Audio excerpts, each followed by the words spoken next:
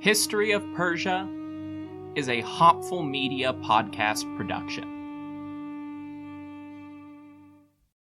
This holiday season, give yourself the gift of quick, easy, flavorful, and nutritious meals. Factor is America's #1 ready-to-eat meal delivery service, and they can help you eat well for breakfast, lunch, and dinner. Factor meals are chef-prepared, dietitian-approved, and delivered to your door, ready to eat. So you can save time and stay healthy while staying on top of all your holiday responsibilities. Cross meal prepping off your to-do list with 35-plus fresh, never-frozen meals that are hot and ready in just 2 minutes. Factor offers options to fit your lifestyle and preferences, whether it's calorie smart, vegan and veggie, or their protein plus option. This December, get Factor and enjoy eating well without the hassle. Just choose your meals and enjoy. Head to factormeals.com/Persia50 and use code Persia50 to get 50% off. That's code Persia50 at factormeals.com/Persia50 to get 50% off. This podcast is brought to you by Royal Fratricide. Attention, princes and kings! Does your empire have 1 million or more subjects? Do you feel like you would do a better job of leading the wayward masses than your idiot brother? Or perhaps you know that he has no right to rule because you were born at a better point in your father's life. Well then, I have a deal you can't pass up. Royal Fratricide. Simply attach 1 bottle of fratricide to the end of your spear and apply it liberally to any siblings you think might threaten your ability to claim the throne. Whether they have your father's favor, a cohort of annoying priests, or just bother you sometimes, Royal Fratricide will secure your position in the history books. Go to historyofpersiapodcast.com/Royal Fratricide and use promo code BROTHERS to get 10% off your kingship today. Royal Fratricide does not take responsibility for any coups, plots, or usurpations resulting from use. This ad is to be considered parody. Hopful Media does not endorse X sides of any sort. Please stab responsibly.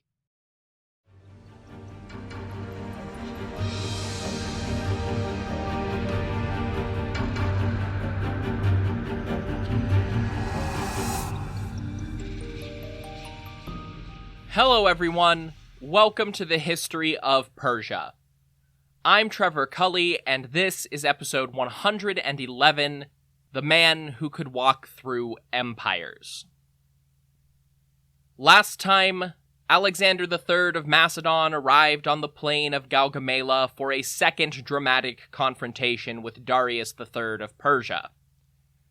Much like their previous encounter, it was brutal and hard-fought, but ultimately Darius was sent fleeing from the battlefield, effectively ceding the ancient lands of Mesopotamia to Alexander in their entirety. The Lord of all Asia took up his new residence in the palace at Babylon for a month, enjoying the luxuries and traditions the city had to offer. Yet, in the end, the war would not be over until Alexander had truly and completely defeated his opponent. But first, he would take advantage of Darius's absence. After Gaugamela, Darius went to Ecbatana. It was a sound choice, he thought. Elam and Persia were the most loyal provinces in the empire by default, but Ecbatana was the most defensible of the royal capitals now that Babylon was gone. There, he could lick his wounds and recoup the empire's strength as the Macedonians fought their way south. So he thought. We left the Macedonian army just as they entered the Zagros Mountains, moving along the royal road towards Susa. By now, Alexander was in something of a race against time. It was early November, and winter would set in on the mountains quickly. The plains of Khuzestan are hot at the best of times, but the surrounding mountains can still take on plenty of snow. More so 2,300 years ago. It was at least a slow trip with 40,000 men and a baggage train in tow through unfamiliar terrain.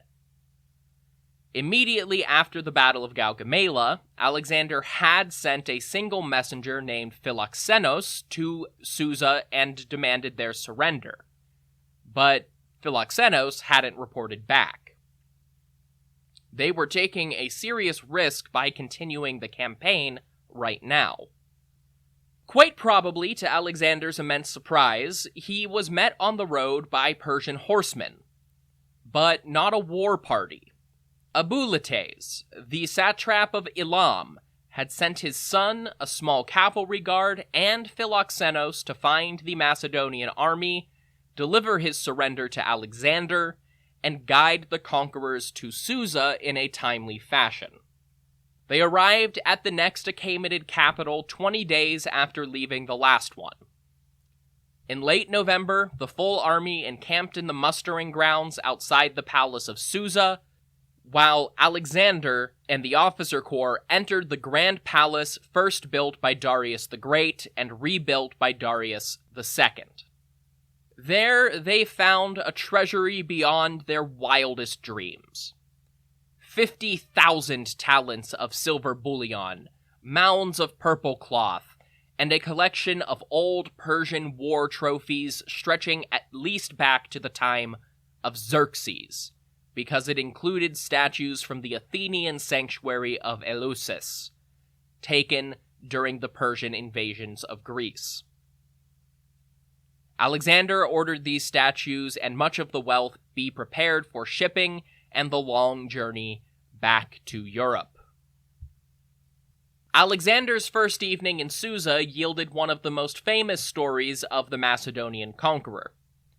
They gathered for dinner in the grand Persian throne room, though it's unclear if this was the palace's small inner courtyard or the Ecbatana rebuilt by Artaxerxes II. The Macedonian nobles and Persian courtiers alike were there with Alexander taking his seat in the Achaemenid throne. Much to the Lord of all Asia's embarrassment, he was noticeably shorter than most of his predecessors, and his feet did not touch the ground while seated in that throne. One of the Macedonian servants grabbed a low table, barely above floor height, and set it down for Alexander to use as a footstool. One of the Persian eunuchs present let out a sound of audible horror when Alexander set his feet on the table. Evidently, it had been consecrated for use by the king himself while dining reclined on the ground, and it brought great feelings of shame seeing it degraded in this way. However, the Macedonian officer Philotas spoke up and told Alexander not to feel guilty for this trespass, where this table had been consecrated and honored as a treasure of Darius. It was only fit to be the footstool of Alexander. They stayed in Susa for most of December, while Alexander took a break from conquest to rearrange his satraps, and the Macedonian governors were considered satraps. They also waited on fresh reinforcements from Macedon, who arrived under the command of Amyntas, son of Andromenes. Yes, I know this is like the 7th Amyntas we've dealt with. Get used to it. The Macedonians have fewer names than even the Persians. With these reinforcements, Alexander was ready to depart. He went through his now customary process of assigning a satrap of Susiana, as the province would be known under Greek rule, and shuffling his officers around as he assigned troops to garrison the city. This time, rather than simply garrisoning his new city, he left behind 1,000 of his oldest veteran troops, 1,000 of the men who had been serving Macedon since the wars of Philip II. Some of these men had been at war for nearly 30 years and had seen Macedon go from a hinterland kingdom to the most formidable power in the world.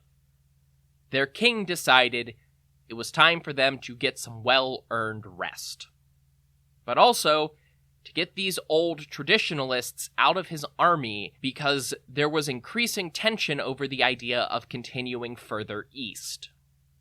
With the administrative issues settled, it was time for the Macedonian imperial army to move out, marching southeast along the royal road as the land gradually ascended into the Zagros Mountains once again.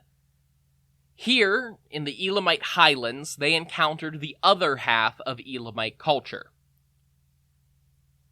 More specifically, in this case, a group of people called the Uxians. They were a pastoralist community living in the lands dotted with the remains of forgotten eras of Elamite history, never properly conquered by the Achaemenids per se, but paid off well enough to remain loyal toward Darius, and they certainly weren't about to let an even more foreign invader take their territory uncontested. So the Uxians prepared in a narrow mountain pass remembered by history as the Uxian Defile. An Uxian messenger was sent to negotiate with Alexander, demanding that he pay them the same protection money that they had come to expect from the Persians. But the king was done negotiating. He rebuffed the emissary and ordered his hypaspists, a phalanx of 8,000 men, and a few hundred of his hetairoi into formation. They marched on the Uxian position at speed. One of the Persians that had joined them following the many preceding surrenders informed Alexander that an alternate route through the mountains off the main road was available. The general Craterus took the hypaspists to a position on the high ground behind Uxian lines, the most likely fallback location for their army. Alexander, meanwhile, went to the nearest Uxian village and razed it to the ground. This forced the Uxians to turn, abandoning their position in the defile to face Alexander, who already had the numerical advantage. The battle is not described in great detail, but the Macedonian phalanx overwhelmed the native defenders, forcing them to retreat straight into the waiting spears of Craterus and the hypaspists. The Uxians were then trapped between Craterus on one side and Alexander on the other. With nowhere to go, they were butchered on the road. The few that survived were forced to negotiate terms with Alexander, pledging to pay tribute to the Macedonians in the form of a debilitating share of their livestock annually, something the Achaemenids had never even bothered to force out of their Uxian neighbors. With the Uxians defeated, Parmenion took the rest of the Macedonians down the main road and resumed his position behind Craterus, with Alexander himself leading the procession at the head of the 8,000-strong phalanx. They continued on without event until they reached the border of Parsa, where the royal road ran through another narrow pass called the Persian Gates. It should come as no surprise that the Achaemenid homeland had no intention of giving up without a fight, even if the great king had fled to Ecbatana. However, Darius III had taken the majority of their fighting men, meaning satrap Ariobarzanes of Parsa was left to make up the defense with the leftovers of the Persian military. Arrian reports that he commanded 40,700 men, but this is impossible. That would have been a significant force for the whole Achaemenid Empire in its prime, and would have been useless in such a narrow mountain pass. Modern estimates range from just several hundred Persian defenders to around 2,000, but it would hardly make a difference. Alexander really did have upwards of 30,000 fighting men still in tow. The Persians' only real hope was to defend the pass so successfully that Alexander simply couldn't progress, forcing the Macedonians to withdraw from Parsa and double back to go through Media, where Darius could face them once again. Now, the Persians had a good strategy here. I'll post a picture on the website, but you can get a pretty good sense of the issue from just a description. The Achaemenids, or even plausibly the Elamites before them, had constructed a fort on the eastern end of the Persian Gates. The sheer rocky cliffs on either side were barely wide enough to accommodate a modern two-lane road, and it was late December when snow and ice blanketed the terrain. It was treacherous, and even a small number of well-supplied archers could hold off the Macedonians indefinitely. That was the idea, and initially everything went to plan. Alexander chose 17,000 of his best infantry to make the initial assault, planning to simply batter down the gates and force their way into Parsa, overwhelming the defenders with sheer number. The Persians lined the eastern end of the hillsides on either side, in addition to the walls of the fortification, and rained arrows down on the Macedonians as they advanced. It was shooting fish in a barrel, and taking advantage of the key weakness of the Macedonian phalanx. Their small hoplon shields couldn't provide enough cover to defend from an attack from above, and the head of the army was slaughtered so quickly that the rear guard was still advancing when the vanguard turned around to retreat. The invaders started running into one another, causing further confusion and disarray that created more openings for Persian arrows to find their mark. Ariobarzanes could go to bed that night thinking he would be remembered as the savior of Parsa. In fact, he went to bed for the next 30 nights thinking that. For a month, the Macedonians encamped in the frigid Persian mountains, trying and failing to wear down the defenders enough to take the pass by force with no avail. Alexander refused to relent or to turn back, even as his soldiers' bodies started piling up in the pass itself, where arrows picked off anyone who attempted to recover the dead. But here's the thing. This army was, at its heart, a Greek force.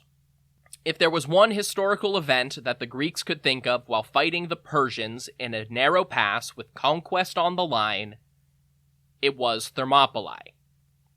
Ironically, their roles were reversed, with the outnumbered Persians defending themselves from the Greek horde. Still, though, the tactic to try was obvious. Throughout this month-long siege, Alexander had scouts searching the mountains for an alternate route, whether a road, a goat path, or just a navigable stretch of wilderness through the mountains. Finally, they found one. To the north of the Persian Gates, a narrow path ran in a wide arc all the way around the mountains, exiting just north of the Persian fortifications on the other side. So the plan was set into motion, and the Persians would have their very own Thermopylae. The true action of the Battle of the Persian Gates took place on the 20th of January 330 BCE, when Alexander led the Hypaspists and his hand-picked phalanx along the northern route and ordered Ptolemy to lead their main force back into the pass. When the Macedonians launched another assault, the Persians took up their standard positions and began picking away at Ptolemy's forces with arrows and javelins. That is, until Alexander and his troops erupted behind their lines. The Lord of all Asia had swung out in a wide arc to hit the Persian camp from its undefended southeastern side, with Philotas taking a detachment as soon as they exited the footpath to sneak up behind the Persian archers on the northern hill. The plan worked, with Alexander's men swarming into the camp and Philotas storming up behind the archers on one side. The remaining defenders were thrown into disarray as they turned around to try and defend themselves from the surprise attack, leaving Ptolemy to assault the gates in earnest for the first time. Many of the Persian archers were unprepared for the resulting melee, carrying nothing but their bows. They were forced to grapple with the Macedonians, pulling them down to the ground and trying to wrestle swords and pikes out of the enemy's hands to fight back. The ancient accounts differ on the fate of Ariobarzanes himself, but he's never heard from again, so it doesn't really matter if he caught up with Darius, fled into exile, or was killed right there. Most of his men were killed in Alexander's assault, and the remainder were sent fleeing up the Persian road toward Persepolis. Alexander gave orders to pursue rather than rest on their laurels, with the gates flung open, allowing the Macedonian army to continue on their way. They marched right up to Persepolis, where Ariobarzanes' men stood in terror outside the gates of the palace complex, which had been barred shut by Tiridates, chief treasurer of Persepolis. It turns out that Tiridates had been in secret correspondence with Alexander for months, and had already agreed to surrender if the Macedonians made it that far. The few soldiers who remained from the Persian Gates were massacred outside the walls of the complex. Now, Alexander's time in Persepolis is one of the most infamous events in his life, but before getting into that, I want to step back.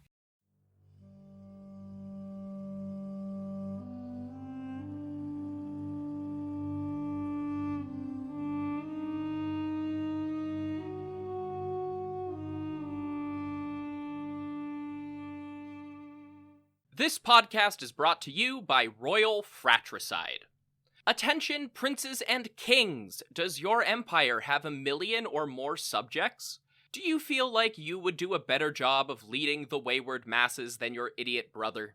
Or perhaps you know that he has no right to rule because you were born at a better point in your father's life. Well then, I have a deal you can't pass up. Royal Fratricide. Simply attach 1 bottle of fratricide to the end of your spear and apply it liberally to any siblings you think might threaten your ability to claim the throne. Whether they have your father's favor, a cohort of annoying priests, or just bother you sometimes, Royal Fratricide will secure your position in the history books.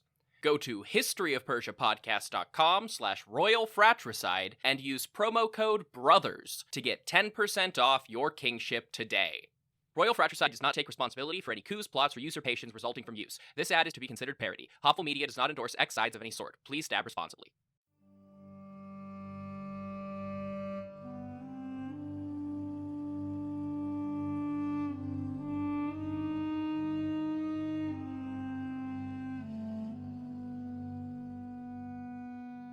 Up in Ecbatana, Darius III was still preparing for his comeback tour as King of Kings, but the Battle of the Persian Gates does raise an interesting question about this podcast. Setting aside the fact that it's always really been a history of ancient Iranian empire and not Persia specifically, who do I consider the main character king, so to speak? Alexander now rules Parsa, but the Achaemenids are still kicking. The next big transition, sometime around episode 200 if I have to guess, will have to work through an extended period of 2 primary dynasties overlapping. Fortunately, the Achaemenid to Hellenistic transition is pretty straightforward. However, insofar as I'm concerned about which side is actually the quote-unquote Persian Empire right now, it's still Darius, at least for today. The Great King. King of kings, maybe? He might not have many vassals left. He was still hunkered down in Ecbatana at this point, even as his empire disintegrated before his eyes. The Achaemenids still controlled most of Iran and Central Asia, and on top of that, they still had their vassal alliances with the Dahai and several other Saka groups. However, the actual organization of these regions makes a full list pretty misleading. Darius's primary supporters at this point were the satraps Atropates of Media, Orontes of Armenia, Bessus of Bactria, and Barsaentes of Drangiana.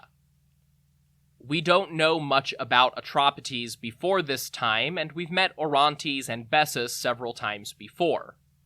Barsaentes and Drangiana are kind of a new factor for this podcast, which is ironic considering the state of the Achaemenid Empire. Drangiana, which politically included the region of Arachosia at this point, largely corresponds to southwestern Afghanistan today.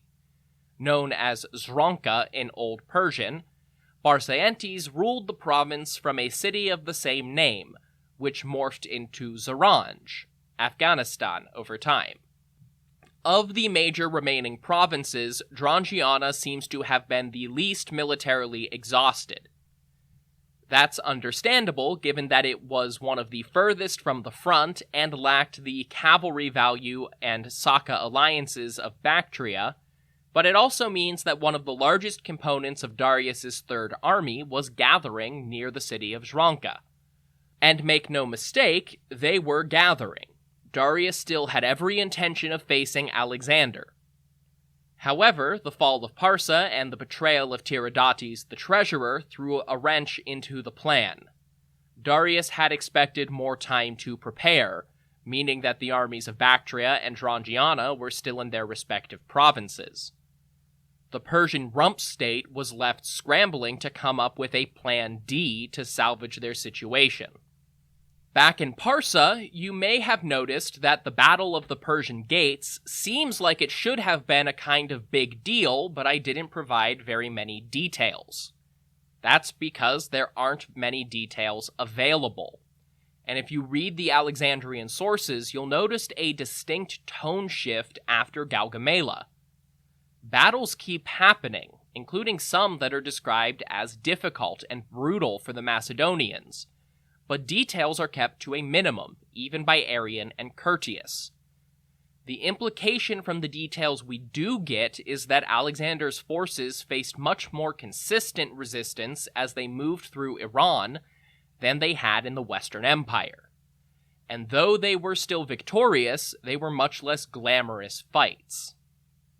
The Battle of the Persian Gates in particular is thought to have yielded some of the heaviest Macedonian casualties in the entire war.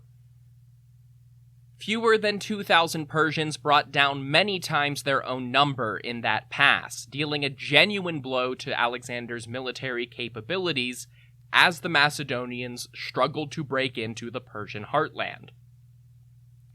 Though it was a tactical loss, in some ways it was still a strategic victory for Darius, buying the eastern satraps, especially Barsanes and Bessus, enough time to raise significant forces even if they weren't in Ecbatana yet. But now we need to let Alex into Persepolis. Alexander, the officer corps, the traveling Macedonian courtiers, both Macedonians and various Persians and other West Asians who had joined them, and some of the favored soldiers entered the palace terrace. The rest of the army was treated to a speech from their king, describing Persepolis as the very image and symbol of their age-old enemy. Then they were set loose on the outer city. The commoner encampment and noble buildings west of the palace and the massive stone mansions of Persepolis south were free game for loot and pillage. The inhabitants were assaulted and murdered, their possessions taken, their decor stripped from the walls, and even their very homes stolen from them as the soldiers took up residence. This was allowed to carry on for the next 5 months. We've discussed the outer city before. Persepolis West was destroyed in the preparations for Muhammad Reza Shah's 2500-year celebration in the 1970s, and neither Persepolis South nor the outlying villages and palaces administered by the capital's treasury have been thoroughly excavated well enough to fully understand the scale of the Macedonian plundering. However, a sad and gruesome example has been found in the bowels of the palace complex. In August of 2020, a group of human and animal skeletons were discovered in the irrigation tunnels under the palace, which would once have irrigated the paradise gardens of the Achaemenid royalty. These poor souls and their livestock apparently took refuge from the slaughter by hiding in the tunnels, and were either hunted down or more likely trapped there in the city of Parsa's final days. Meanwhile, Up on top of the terrace, Alexander and his closest companions devolved into their greatest and worst excesses. The king himself had always been known for a drunken and violent streak. The Macedonians were infamously heavy drinkers as a culture, at least by literally watered-down Greek standards, and I think we've all seen Alexander's personal capacity for violence. However, since arriving in Babylon, Alexander had supposedly reveled more and more in the decadence of the Persian capitals, and frankly, it's kind of hard to blame him for it. Alexander was born into a small but growing kingdom and raised on imperial ambition, but fundamentally he was still a product of the poor and hardscrabble states of the ancient Balkans. Even the wealthiest and most prosperous cities of Greece couldn't hold a candle to the significantly more ancient and powerful places Alexander had conquered. And with each passing palace capital, the opportunities for debauchery and revelry, the likes of which he had never dreamed, grew. We should remember that, for all his grandeur and accomplishment, Alexander was only 26, and the only person to consistently say no to him was Parmenion. Everybody else at least outwardly celebrated his every move. I'm the same age and as introverted as can be, but it's hard to imagine not letting that, and the uninterrupted string of total victory, go to your head. It was late January, and they knew Darius was holed up deep in the northern Zagros. The winter snows would render any attempt to continue the campaign useless, so they stayed in Persepolis for 5 months of revelry and preparation, but mostly revelry. By now, Alexander had quite the assortment of hangers-on, friends, and paramours. Some were his war buddies, his father's old friends, childhood friends, and so on.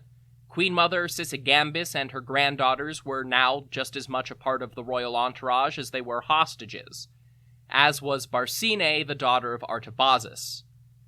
In Babylon, one of Darius III's masculine concubines, the teenage eunuch Bagoas the Younger, had caught Alexander's attention, and Alexander brought Bagoas into his own de facto harem of unofficial lovers, alongside at least Hephaestion. Diodorus and Plutarch present an unusual for Alexander inclusion in this group as well. Thais, a Greek courtesan that Alexander had taken a liking to. Thais's presence stands out against near universal agreement in our sources that Alexander had little to no interest in women. General assumptions that her status as a hetaira or courtesan indicated a sexual relationship may simply be incorrect. Hetaira was not a direct equivalent to prostitute or concubine, and could merely mean an unmarried female courtier in aristocratic circles. She may just have been someone that Alexander liked. She may also be a rare example of Alexander being interested in a woman at this point in his life. Who knows? After 5 months of drinking and partying, it was late May. The mountains would be reliably thawed out by then, and the time was coming for the Macedonian Empire to continue expanding. But the last night in Persepolis descended into chaos. Diodorus and Plutarch placed the blame on Thais for egging on Alexander's worst instincts during a literal bacchanal celebrating the god Dionysus, encouraging Alexander to exact revenge on Persia for the burning of her own city, Athens, 150 years earlier. Curtius tells a similar story, but only blames the courtesan for encouraging Alexander's debauchery, which got out of control. Arrian, though, says that it was a cold, calculated, and sober parting gift to the Persians for their resistance. Of them, Curtius is probably the most accurate because it wouldn't make sense for Alexander or any of his court to intentionally destroy one of their grandest prizes. An accident just makes more sense. Regardless of the true origins of that night's events, Persepolis burned. The fire started in the great palace of Xerxes on the southern end of the terrace, but almost 200 years of continuous building had led to a series of closely grouped buildings with wooden supports and awnings spanning between them all over the complex. As the Macedonians raced to empty as much from the treasury as they could, the flames lipped and spread from palace to audience hall to treasury, consuming the greatest monument of the Achaemenid dynasty. Persepolis was leveled that night in May 330 BCE, never to rise again. It would pass into myth and legend as the seat of a semi-divine hero king, Jamshid, whose greater palace was hidden underground and would provide refuge for the righteous in the end times. But for many in Parsa, this did appear to be the end times, and Alexander's destruction of their greatest administrative center would prove a disastrous setback for the region going forward. However, the Macedonians themselves paid little thought to this as they began marching north. They were off to Ecbatana, planning to besiege the city and destroy Darius III once and for all. At this moment, with the Macedonians pouring up the royal road, the great king had a choice to make. Most of his would-be army was still in the east. He could stand and fight, risking everything in a siege that Alexander could almost certainly win, or he could abandon Media and the last Achaemenid capital to Alexander, head east to Bactria, and rally again once his forces had gathered. He chose the latter option. King Darius escaped from Ecbatana just as Alexander approached, fleeing toward the Persian Gates and the road to the steppe satrapies. Orontes of Armenia could not abandon his satrapy, nor could Atropates of Media. So Orontes returned home with his native forces to dig in at Van. Atropates, out of time and out of options, opened the gates to the ancient Median capital and gave Alexander control of Ecbatana without a fight. And that is, to me, the moment where the empire changed hands. Not because Alexander had captured all capitals like some kind of 4X strategy game, but because Ecbatana is the key to the kingdom. We have seen and will see again that Ecbatana changing hands is the sign that the era is coming to an end. The age of Persia began in earnest when Cyrus the Great took Ecbatana. The age of Parthia will begin with the fall of that city as well. Darius III has now abandoned all his ancestral centers of power to Alexander and is in full flight. It only seems fitting to see that moment as the beginning of the Hellenistic age. And yet, the Achaemenid dynasty lives on, and has every intention of fighting to the death. So there will be no rest just because the writing is very clearly on the wall. Next time, Alexander will pursue Darius across northern Iran. Until then, if you want more information about this podcast, you can go to historyofpersiapodcast.com. That's where you will find my bibliography, the Achaemenid family tree, and plenty of other things, including the support page, to financially support this project. There are all sorts of ways to do that, but most importantly, there's patreon.com/historyofpersia. You can sign up for a monthly subscription ranging from $1 to $20, and access to things like ad-free listening, bonus episodes, and discounted merchandise. Even if you don't want to subscribe, you can also visit the show's store, either through historyofpersiapodcast.com or historyofpersia.launchcart.com. You can also support this show for free by leaving a rating or review on your podcast app of choice. I always love to see your feedback, but even better than that, tell your friends to listen to the History of Persia. Share it on social media at History of Persia Podcast on Facebook, Instagram, and Threads, and just History of Persia on Twitter, and everything else that's trying to be Twitter. Thank you all so much for listening to the History of Persia.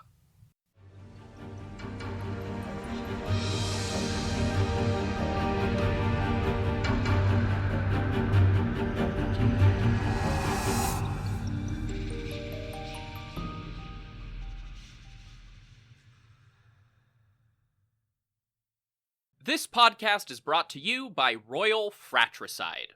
Attention, princes and kings! Does your empire have 1 million or more subjects? Do you feel like you would do a better job of leading the wayward masses than your idiot brother? Or perhaps you know that he has no right to rule because you were born at a better point in your father's life. Well then, I have a deal you can't pass up. Royal Fratricide. Simply attach 1 bottle of fratricide to the end of your spear and apply it liberally to any siblings you think might threaten your ability to claim the throne. Whether they have your father's favor, a cohort of annoying priests, or just bother you sometimes, Royal Fratricide will secure your position in the history books. Go to historyofpersiapodcast.com/Royal Fratricide and use promo code BROTHERS to get 10% off your kingship today. Royal Fratricide does not take responsibility for any coups, plots, or usurpations resulting from use. This ad is to be considered parody. Hopful Media does not endorse X sides of any sort. Please stab responsibly.